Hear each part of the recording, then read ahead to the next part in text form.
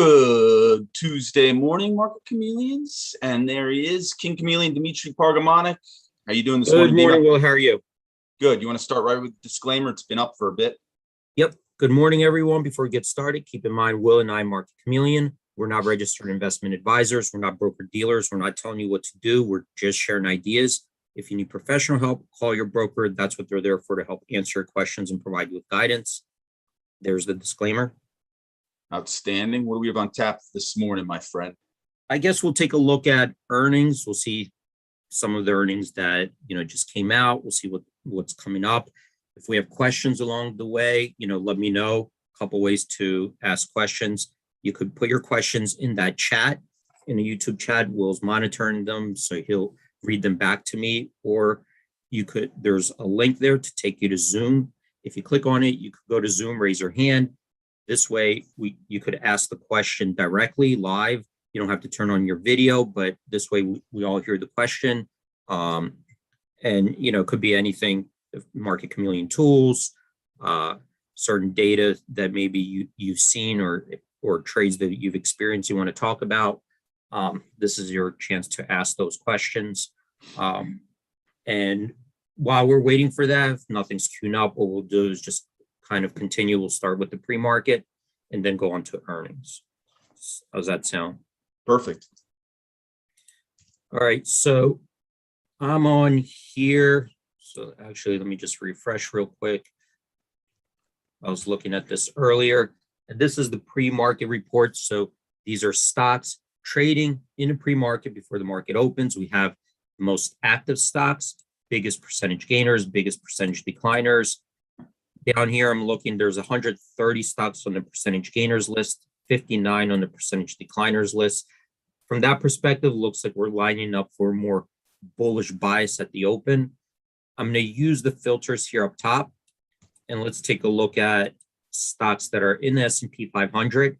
So I'm going to use in ETF SPY. So SPY is the S&P 500 ETF. Here we see 24 stocks made our percentage gainers list, 6 on a percentage decliners list. So from that perspective, not a very big list. Not, the lists are kind of small, but slightly more favorable towards the bullish side at the open. A couple stocks that reported earnings before we come up to, I think GE reported earnings. They were better than expected. Facebook was probably the big one that reported, big tech that reported yesterday. So maybe we'll take a look at that one real quick, because we still have, I think, like Twitter, Google, Microsoft all coming up, this week. So let's take a look at Facebook. I'm going to come down here. And, Facebook, obviously, they've been in the news, with the whistleblower. Then you got Snap reported earnings. They said that the changes that Apple made to privacy concerns impacted their ad revenues. So, I think that everybody wanted to see how Facebook reacted. So far, this move right now, it's up, $2 in the pre-market hours. So that's not a big move, not a big move, kind of muted. I think the expected move was like 6%. Yesterday, I saw it actually, after reporting earnings, rallied more. It's coming back in. So I'm going to just show you guys. Here's yesterday. I'm going to go to the price action if you're curious how to do that. And this is where it's trading down to pre-market 331.21.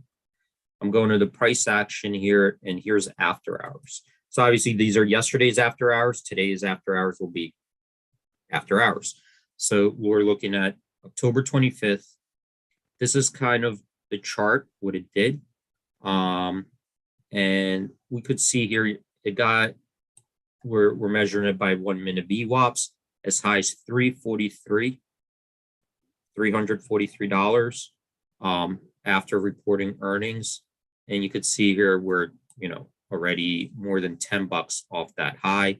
So even yesterday, you could kind of see, there's some enthusiasm, but I'm just looking at like 6, it really started coming back in.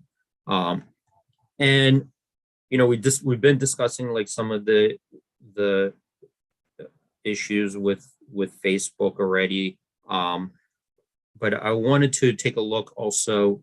Let me see here what they said in their, when they report earnings, obviously they issue a press release, they tell you the numbers, and they tell you something about things that they're planning to do in the future, management's discussion. So I'm going to come here to the earnings. Here are the release dates.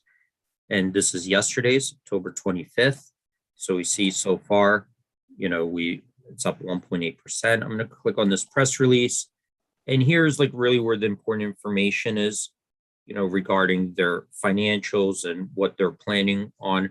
And besides financials, you kind of want to take a look at what they're expecting to do in the future. And one thing that's, obviously Facebook knows about some of these issues with ads, with the whistleblowing. Maybe they're going to be changing some rules, and they're going to be more regulated with their algorithms of how they push out content. And I was just scanning this yesterday. I'm going to skip this just to save time, but you guys could go read about this. Here's their outlook. They talked about revenue. I think, they gave you a revenue estimate for the fourth quarter. But this is the interesting thing, is that they're starting to do kind of what people said Google did, when Google started to rebrand themselves and say, well, we're not just a search engine anymore. We're like this conglomerate of tech, they have YouTube, they have all these different pieces that make up Google, or now they call it Alphabet. And I think that's where Facebook is headed. And you could see that now they're kind of guiding us and saying, well, they're going to start reporting. Even in their reporting, they're going to start, segmenting it, right? So what are they, and this is what they're leading us to. Well, where's the future of Facebook? So we have their family of apps, and then we have Facebook Reality Labs. So here you go. These two family of apps: Facebook, Instagram, Messenger, WhatsApp, and then other services, but these are the major ones, right? So here are their major money makers, family of apps, Facebook Reality. And this is the interesting part where now they're really trying to, I think, focus new attention on is this virtual reality experience, right? So hardware, software, content around some kind of what they call, I guess, a virtual universe, right? So something where now we're going to be using the internet in a different way, where it's going to be closer to like a virtual reality type of world. So that's interesting. They're guiding us in a different direction than they're not just concentrating on now you got your Facebook app and Messenger and so forth. So this is something to look at, and I don't think it's like, you read a little bit about it, but what's going on there, because if they're giving us these, this information, they're obviously that this is very important to them. They're seeing a big potentially future in there. They're making big investments there. So something to look out for, because, are they creating an entirely new industry, maybe, Well, a lot of people in both, the tech space, but a lot of people in the crypto world talk about this metaverse, and it's going to be and who's going to create it, and how the world's going to operate, and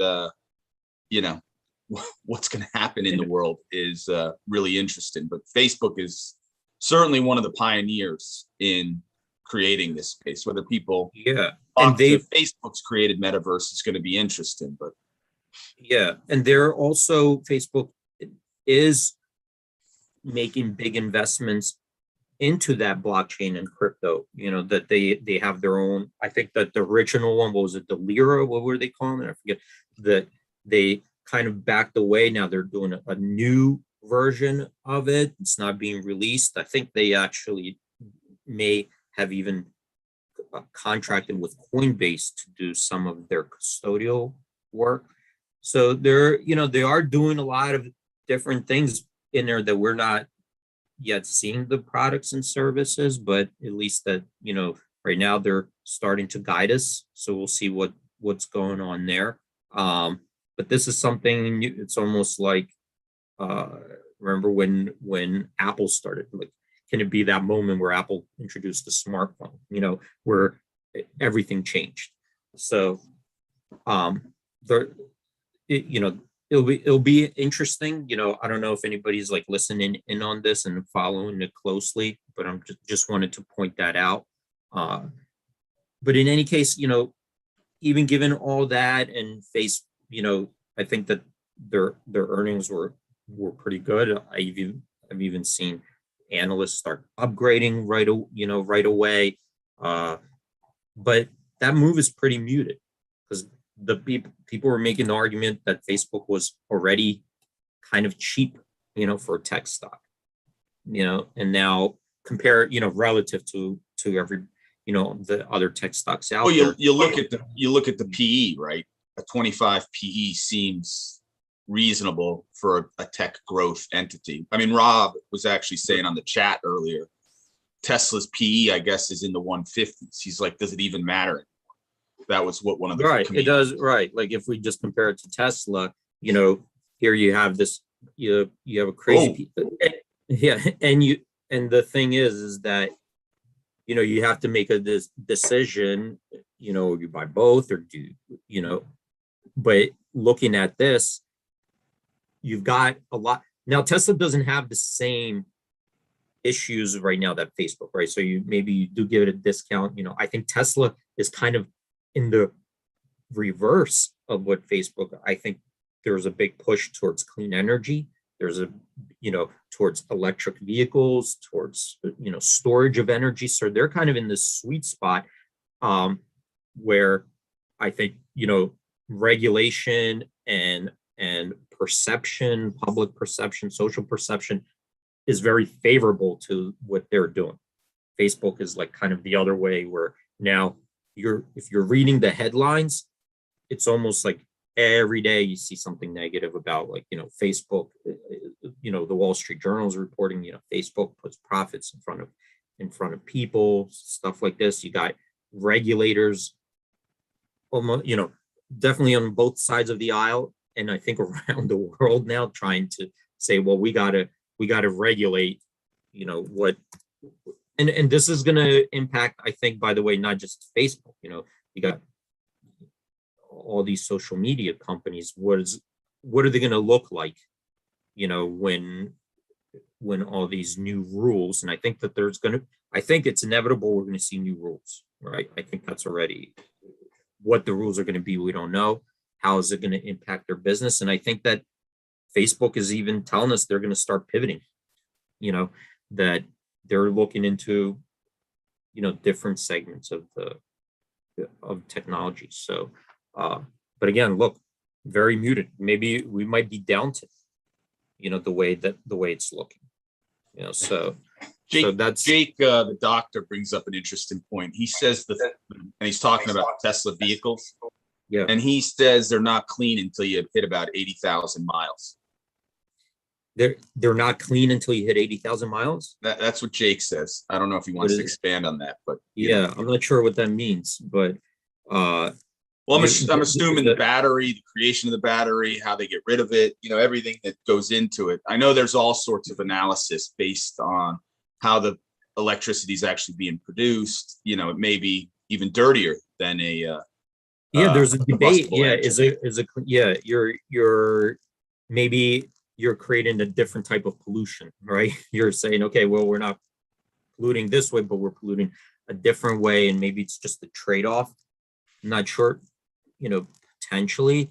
They are getting into other spaces in energy, electricity. I think that they're innovative in that way, that, storage of, I think, just storage of energy is a big deal. I think they're creating solar panels, so they're into that space. This is interesting. this is interesting, and why everyone really should get on the Discord, which Jay created. Yeah. I'll put that link in, but he does go into it, and he says it means the carbon footprint to manufacture the car is 3 times more than your carbon vehicle, than your combustible vehicles. But over the life of the car, EVs become more green over the long run. And he's worked in the production at nickel mines and other things. So to produce those pieces that go into the manufacture of the car are very pollutive. So Right. it's interesting. Yeah, and maybe nobody's just even paying attention to that data, right? If the push is, well, I don't think that's why people are buying Tesla cars. I think that just the performance of a Tesla car, people like it. I talk to people who are like who have a Tesla and a Ferrari, and they're like, my Tesla beats my Ferrari. So I think that the performance of the car is, if you're looking like for speed, it's a performance car, right? It's not even, I don't know if you could say luxury car. It's more of like a performance car where the speed is incredible and people love that about the Tesla. So you sit in it, and it's a different, the whole, it doesn't look like it looks like you're getting into a spaceship, right? It's got this huge screen. It feels like a different experience, and the people, and a lot of the people I know who are in it are in the tech space, and we're very early now. They have 2 in the driveway. So you're right. The people, he's built basically a Tesla. He started with a wealthy Tesla cult, right? I mean, the first buyers bought second cars. Kids are now. I mean, it's like look, they've done a great job. Well, everybody I talk to who has a Tesla, not one person said, I bought a Tesla because I care about the environment. They just say this car's fast. Yeah, it's sick. It's fast. Like it beats a. Yeah. I could beat a Ferrari. That's why they're buying Tesla. But again, they're an electrical vehicle. There's a big push. Socially and with our legislators. So they're kind of in that sweet spot. But that's Facebook. Reporting earnings yesterday. We did a quick synopsis. Let's take a look at what's coming up. So upcoming earnings.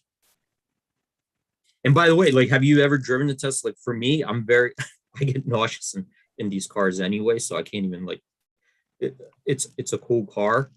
You're saying you feel it, you get more car sick in a Tesla because of I wouldn't even, I don't know if it's just me or other people are like that, but I can't, these performance cars, for me, they don't work. I'm not a fast driver anyway, but what interests me is the maintenance aspect seems really appealing, in that because you don't have the combustible engine, there's way less maintenance on the product. So that seems really interesting. Yeah. All right. So upcoming earnings. We're going to look at the report for the next 2 weeks. I got it queued up for stocks that on average trade 1,000 contracts or more per day. Let's take a look at stocks in the S&P 500. Right, so these are stocks in the S&P 500. These 2 just reported.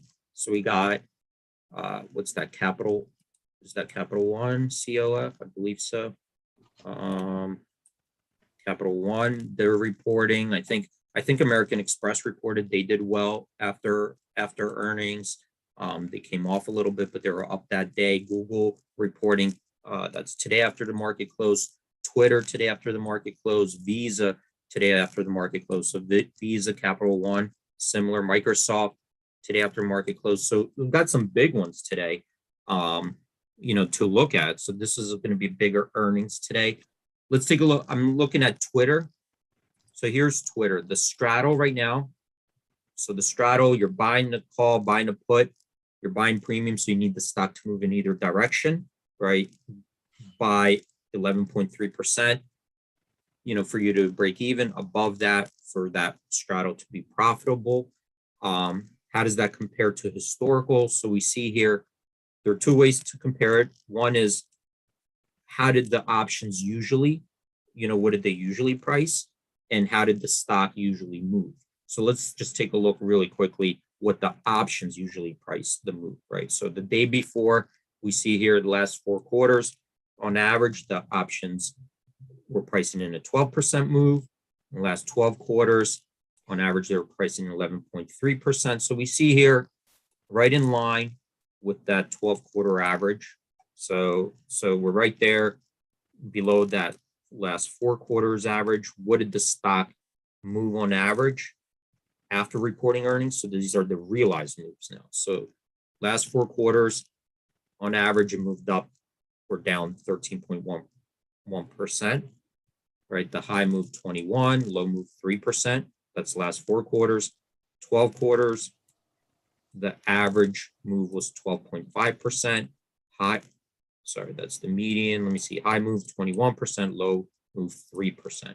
So we could see here right now, we're priced a little bit below the average realized moves, and below the 4 quarter and 12 quarter, and kind of in line with where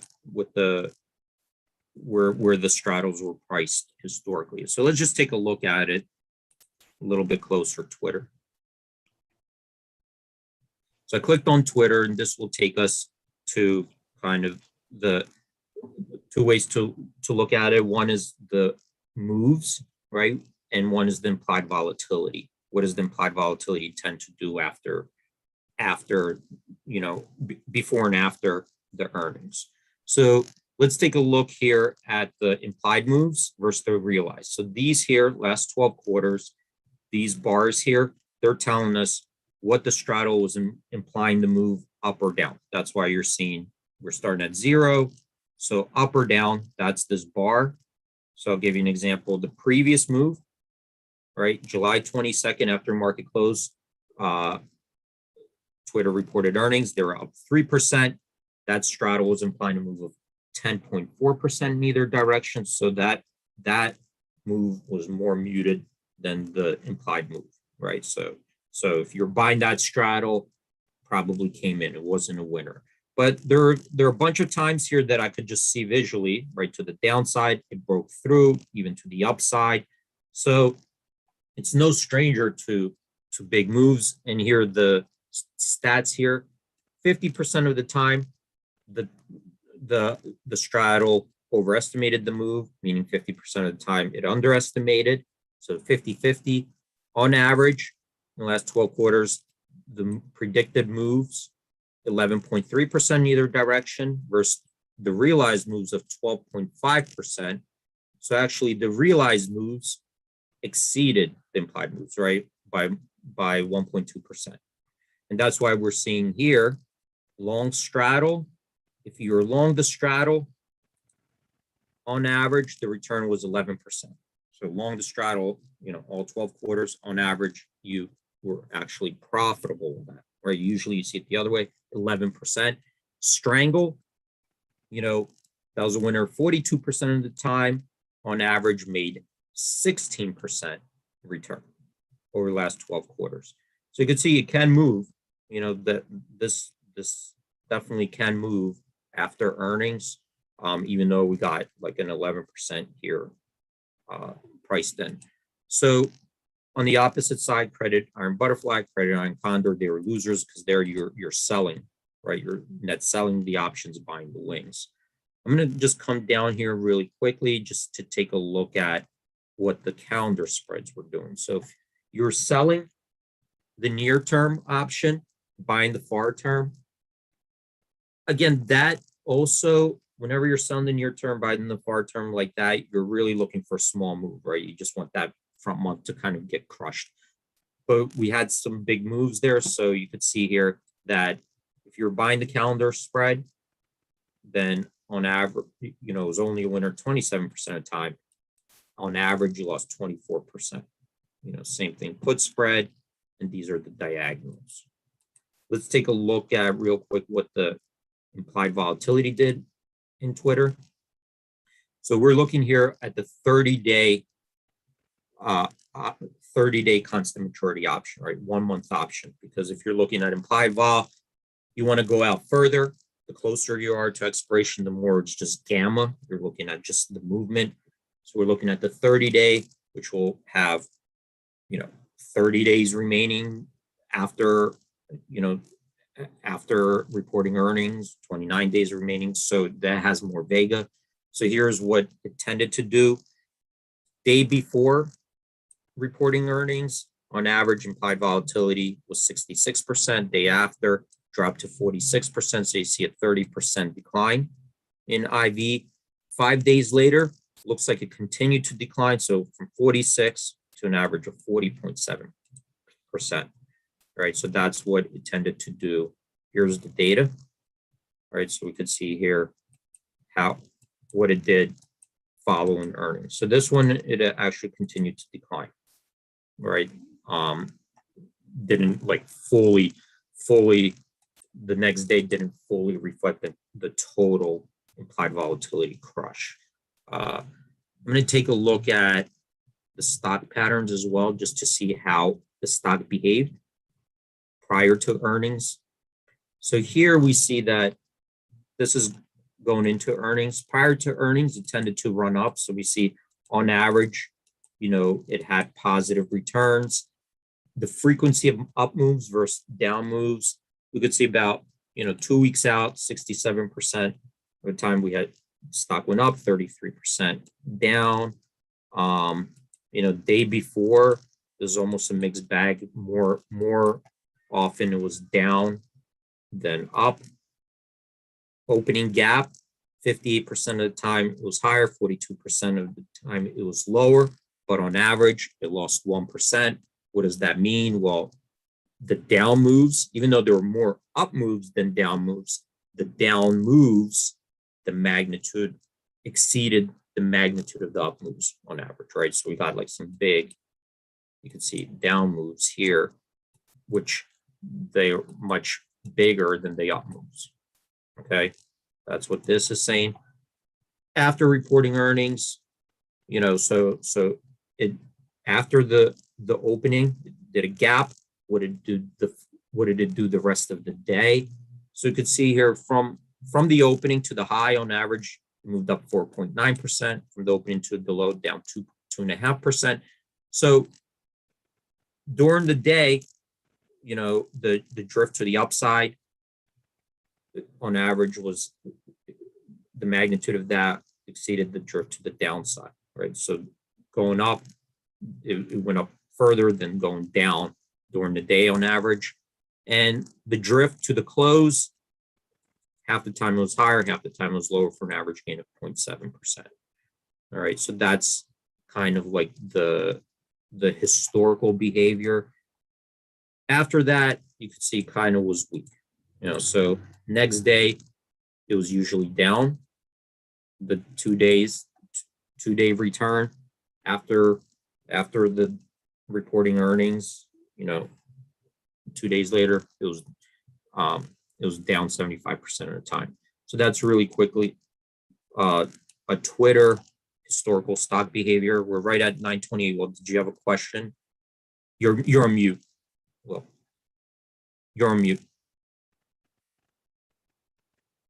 Sorry about that. There was some reverb earlier. Bob was asking, does the crush have any relation to the subsequent drift between earnings dates? And then does MC have a filter for that comparison if it does? That's something we can get to tomorrow if you want. It is 9:29. Maybe expand what he means by subsequent drift. I mean, I think he might be referring to is it the stock drift between earnings? I'm not sure. I need to sometimes, you guys are. So Rob, maybe tomorrow you can either call us in first thing and we can go over it, or send me an email, support@MarketChameleon.com, and we'll try to get to that tomorrow. Dima, great job, buddy. All right. Well, thanks everyone. Stay safe out there. Have a good trading day. And